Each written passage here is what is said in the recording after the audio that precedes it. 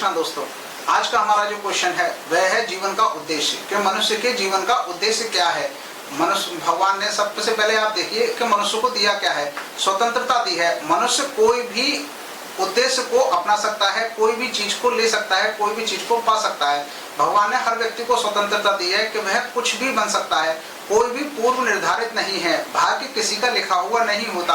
प्रारब्ध के अनुसार मनुष्य को जन्म तो मिलता है, लेकिन भाग्य उसके ही हाथ में होता है। वह क्या करना चाहता है क्या नहीं। वह गरीब से अमीर भी बन सकता है, अमीर से गरीब भी बन सकता है, साधु से महात्मा भी बन सकता है और महात्मा से एक भोगी भी बन सकता है, एक राजा भी बन सकता है और एक रंक भी बन सकता है। किसी का भी उद्देश्य लिखा हुआ नहीं है, पहले से पूर्व निर्धारित नहीं है।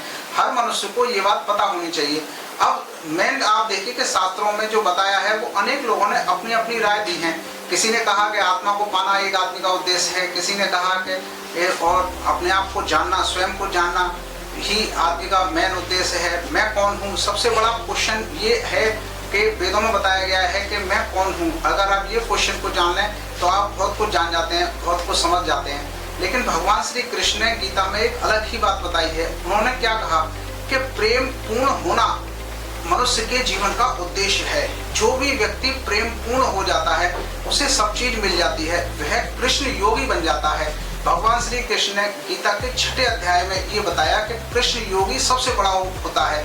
जो भी कृष्ण से प्रेम करके कृष्ण योगी बन जाता है उसके समान कोई नहीं होता और वह सबसे बड़ा, सबसे पद पा लेता है और एक ऐसा जीवन जीता है जिसका कोई अकल्पनीय होता है, जिसका कोई कल्पना नहीं की जा सकती कि आपको क्या मिल गया।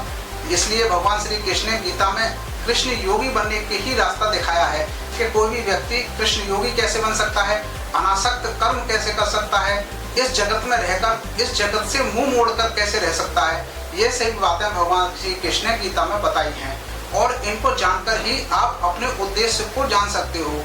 क्योंकि खेल चल कर रहा है, खेल दो तरफ चल रहा है। एक तो बाहर दुनिया में जिसमें आप रह रहे हैं वहाँ खेल चल रहा है, और एक आपके शरीर के अंदर आत्मा का खेल चल रहा है और मन का खेल चल रहा है, जिसमें आदमी उलझा हुआ रहता है। इन 3 खेलों में आदमी उलझा हुआ रहता है, संसार के खेल में, मन के खेल में और आत्मा के खेल में।